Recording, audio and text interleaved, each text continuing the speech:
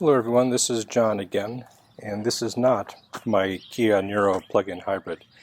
This is one that I have on loan for a few days from McGrath KIA in Cedar Rapids, Iowa, primarily so that I can learn what's changed between the 2019 version that I own and the 2020. The first thing we can go over is the engine compartment. If you look on the right hand side, you'll see the hardware that is used to interface the 8.9 kilowatt hour battery in the back with the motor generator unit over here and the starter generator unit over there, as well as manage the interface to the level 1 and level 2 charging port and converting the AC to DC and DC to 3-phase power to drive the motor. The starter generator unit you can see right here, and it is used to start the car, and when the car is idling, it can then be used to pull power from the car motor and put it back in the battery. This is used mostly in the middle of winter when you still want to drive on electric power, but the car has to use the engine in order to properly heat the cabin. On the right hand side, you will see the connection to the electric motor. The electric motor sits between the engine and the transmission. It takes the place of the torque converter. So when the electric motor runs by itself, it disconnects the engine from the transmission, and when the gas engine is running, it can then provide additional power to help move the car forward, or take a little bit of power away from the engine in order to recharge the battery pack. Access to the back of the vehicle is achieved through here. There's a rubberized button underneath that then raises the hatch. The back of the Niro is the same as it's always been. You have the floor here. Underneath that you have the tire inflator kit, and then a little spot to put the charge cable, the 110 charge cable. And behind that is the lithium-ion battery that is used for propulsion. On the right-hand side, there's a little bit of a bump out here, and this bump out is where the 12-volt lead-acid battery is housed. That would normally be in the front for a regular hybrid, but because the front has all the power electronics, it has been moved back here. Perhaps the biggest change in this year is the comfort of the seats. In the previous model year, the seats were a little bit firm, and that could lead some problems if you have, as my wife does, fibromyalgia, and sitting on hard surfaces for long periods of time is a problem. Now, along with making the seats considerably softer, they do have more of a matte finish to them, so if you sit on them, you won't slide into position quite as readily as you would have before. But these are so much more comfortable, I think it's well worth the compromise. Just like last year, the passenger side seat chair is completely manual. Manual for the seat adjustment, manual for the seat placement, and so that means it is not nearly as comfortable for the passenger as it is for the driver, and that can be an issue if you want to use this as a family vehicle and drive long distances. The passengers won't be nearly as comfortable as they could be. One nice thing about the passenger seat is it does have a very, very wide range of motion. It can be, this is like the default position, and it can be moved way back in the rails. So if you have a very tall person with very long legs, they will have no problem sitting in the passenger compartment. If you have a very tall person sitting in the front seat, there is literally no leg room left in the back seat. You might be able to fit a backward-facing child seat, but there's no way even a child could fit in there. You have about 4 or 5 inches of leg room, or room to put your legs, and that would not be comfortable even for short distances. With the passenger seat in its normal position, there is no issue with an average-sized person sitting comfortably in the back seat.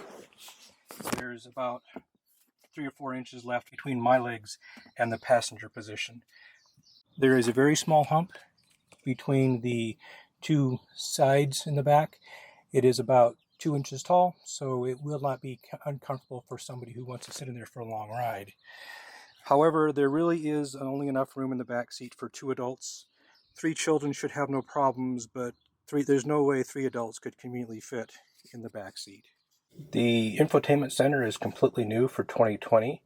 Instead of being a smaller screen with a thick bezel, this is now I think it's a 12-inch screen with a completely flat bezel, so somebody with fingers as big as mine can actually get to the various spots on the screen in the upper corners. So if I go to weather, normally on my 2019 there's a thick bezel right here in the corner, and hitting that with my finger is kind of not reliable. But with the 2020, with it being perfectly flat, I have access to every part of the screen. Now, with the main menu, it's broken into 3 sections, and each of those 3 sections is configurable. So if I go to the Setup button, Advanced, Home Screen, Edit Home Widgets, and those are the 3 ones. By default, it gives you Map, but since I know where I am, I've changed that away. To change any of those 3 items, you click and hold on the item you want, drag it over, release, and now you have the new value. Hit home, slide left, and now it has the clock there rather than the calendar or whatever. If I want to change it to something else, hit setup, advanced. Now another one is the custom button, which is the star right here. By default it has nothing, and I always set it to home because it lets me get to home no matter where I am, if I'm in CarPlay or someplace else. But by default it is none. And that way hit home. Now on my 2019, home is this screen, and it is kind of annoying to hit the star button and have to slide left every time. I think that may be a bug, just because it doesn't work the way I would expect it to, but it might be a feature, who knows. Nav mode, you go and enter your destination like you normally would. If you hit map mode, then there's a little arrow on the right hand side. If I click it, up over pops the CarPlay or plug-in hybrid data, or any of those items that you could normally configure to be on the home screen come up over here, which is very convenient because you don't have to go to the home screen to see a larger map and what you want to do. You just go to map mode instead. CarPlay is normal. I haven't had any issues with CarPlay. It is nice having CarPlay on the full width of the screen. So you can go back, I can go to my playlists, I can scroll to anyone that I want, I can press it and it gives me the list of the songs. You can either scroll using your finger, or you can use the up and down arrows. If you go to the play next screen and scroll down, and then you choose to go to the next song on the list, it will keep you scrolled where you were rather than taking you back up. So if you scroll down a little bit and then the next song starts playing, when you go back and forth, you may lose track of where you are. I can see advantages to both. It just is kind of surprising the first couple times that you do it. This is the standard plug-in hybrid screen. It shows you how many miles you have left, where your closest charging station is, if you have charging management set up, how you're driving, how the energy is flowing through the system. So you can see data coming from the engine going to the battery, and so on. One thing changed going from the 2019 to the 2020, which I do like, even though it reduces range. The full charge is now at 95% of the battery full, rather than 100%.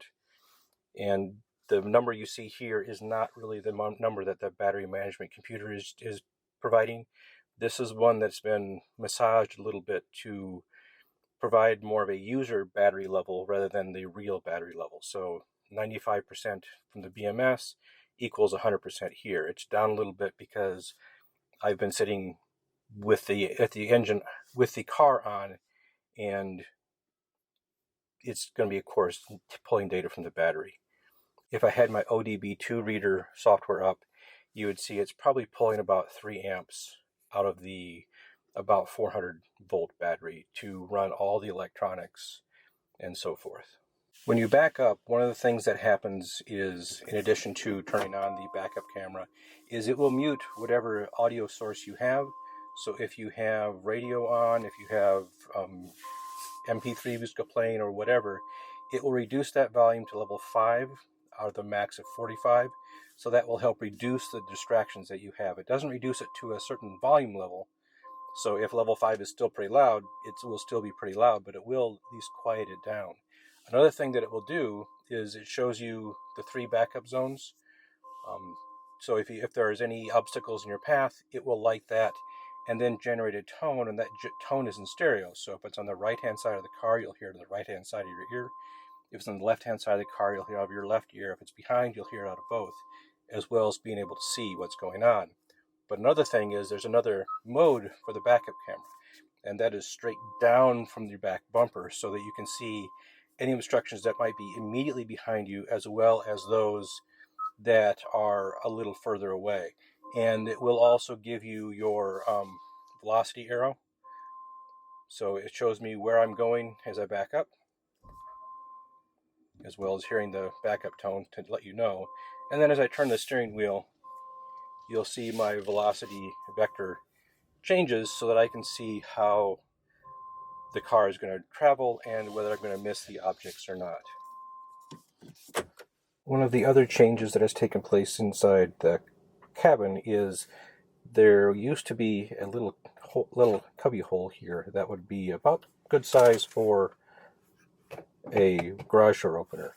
And what has happened is they've moved the parking brake from being a pedal on the floor to being a button here. So basically it's a bit easier to integrate. It also has an auto hold button.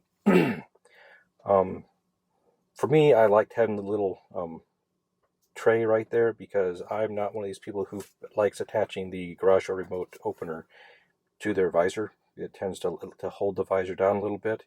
And because of that, it would be nice if on the technology trim package, they would give you the option of a built-in garage door opener that you could just have it learn your regular garage door opener, as well as a 360 camera, because the backup camera, while being nice, is not helpful when it comes to parking, and the parking assist does not help you when you are trying to pull forward. And I know they have it on other of their vehicles, it'd just be a nice addition to the technology package to be able to see what's in front of you, what's the sides of you, as well as what's behind. So that way you can more easily pull in the parking lots. You can see who's in front of you when you're pulling forward in a parking lot or in a parking space. And it would just make life a whole lot easier. And I also almost forgot, they have changed the power in front. It used to be that there was 2 of these old style 12-volt interfaces. Now, in addition to having the Apple Play, now, in addition to having the CarPlay Android Auto plug, they have a power-only plug right next to it. So that way you don't need to bring an adapter to be able to charge your passenger's phone. One of the other major improvements I've noticed in the car has been just the level of noise that the cabin experiences. In the 2019 Niro that I own, it can be kind of loud. If there's cross traffic, you definitely notice it. If the car passes you, notice it. I don't notice it nearly as much in the 2020. Another issue is when the gas engine kicks in, it is very, very loud in the 2019, and I haven't really noticed it in the 2020. And highway noise is considerably less. I've measured with my phone a volume of 72 decibels with my Niro, and this one on the same route with the gas engine running, it was only 66 decibels, which is a big improvement, and one of the biggest complaints I've heard from people who've been interested in buying a Niro. The lane keep assist is rather aggressive, which is good. It seems the cameras have improved quite a bit. In some spots, the car would too late realize that it was in the proper lane, where right now, some of the spots where I had problems in the past, I don't have any problems right now. Also, if I get a bit closer to the lane, it will automatically steer me back, which my wife's vehicle has lane keep assist and it is not quite as nice. Also, if I force it across a center line, it will get beeped, as well as have to fight the steering wheel a little bit. And I much prefer this more aggressive lane keep assist as opposed to some of the more passive ones. It also will do its best to keep you in the center of the lane if you choose to let it. I try not to, just because it tends to make me a bit lazy, but if I do test that out, it will correct and then come back to the center of the lane rather than pinging you from side to side. It will keep you straight and level. When I was doing my EV testing, what I would do is I would start with a fully charged battery and then see how far I could go under the various conditions. So for the city testing, it was pretty straightforward, as I would drive on city streets. Residential streets, usually the top speed was 25 to 35 miles an hour. And as a result, what I was able to do is come up with a range when I tried of 36.1 miles or 58.1 kilometers. And that was actually very good. The first time I tried to do a range test on my 2019 plug-in, it was 34.7 miles, I believe. And that was just what I happened to notice. Now I'm going to try that again to see how the battery worked. When I tried the highway miles, that was a bit different. Fortunately, there is a charging station in a convenience store that is right off the highway. So I was able to go there and plug in, charge up to 100%, and then do the highway test. So I drove north out of town, which is relatively flat, and then I was able to drive about 15 miles north, turn around, drive 15 miles south and determine how long it took before the battery no longer held EV mode. And the highway was 22.0 miles or 35.4 kilometers. This is less than when I did my first test with my 2019 Niro, but in that Niro fully charged at the time was 100%, where this one's 95. So going from 26 to 22 miles is not that bad. I noticed after having my oil change last fall that the battery was then charging at 95%, which is good because that'll help the battery last longer. The 2020 Niro also has paddles on either side of the steering wheel, and those adjust the level of regenerative braking. So I can increase it up to level 3 and reduce it back to level 0. Level 0 is the same level of regenerative braking that the 2019 Niro has. Unfortunately, these are not on-demand braking, so I can't hold the left paddle and have it slow the car down. It will increase the regenerative level to 3 if I hold it down, but it will not set it back to the default when I release it, nor does it engage immediately. So I'll set it to level 3 and then it will take a little while before it engages. So really all it is doing is adjusting the regeneration level, and that's it. Another nice feature of the user interface is on the dashboard. If I adjust the wiper speed, it will tell me what the new wiper speed is. If I adjust the speed of the intermittent wipers, it will also show me that I've changed the intermittent speed, which is very, very handy. The same is true for the back wiper, so I don't need to pay attention as much. I can just look and see, oh, okay, this is how fast the wiper is going. I can see if I should speed it up or slow it down. My highway mileage test was done after the EV battery had discharged enough that it would not maintain EV mode. That way I did not have the numbers compromised by still having electric power back still in the battery. And in that case, what I did is I drove around the south part of Waterloo, Iowa, which is kind of hilly. It has rather tall hills with steep sides, and the north side of Waterloo, which is relatively flat. So what I found out is that the Niro behaves like pretty much every other hybrid in that it does not like steep hills. The upside of the hill draws a lot of extra power out of the battery, and then as you go down the other side, there is not much chance for it to recover, primarily because as you go downhill, the engine reduces power, so there is not that much of a chance to reclaim all of that energy. So as a result of that, the battery level drops tremendously. So when I was driving in the southern part of Waterloo on US Highway 380, the battery pack actually dropped down to about 2%. And what I was finding is on some of the hills, even with my gas pedal fully depressed, I could not exceed 62 miles an hour. So I just could not maintain the hill. What I found worked for me was going into sport mode. That because sport mode lets you choose the gear you want to be in, I could hold the shifter to the left, that engaged sport mode. I could then downshift from 5th to 4th, and that provided enough extra horsepower that I could make up the hill and recharge the battery. So I could stay in sport mode until the battery had charged up to about 15%, then release sport mode, let the battery discharge, and then repeat. What that meant is that the miles per gallon I got for the southern part of Waterloo was about 43 miles per gallon, or 5.5 liters per 100 kilometers. I then ran the same test on the north part of Waterloo, which is far, far flatter, and got about 46 miles per gallon, or 5.11 liters per 100 kilometers.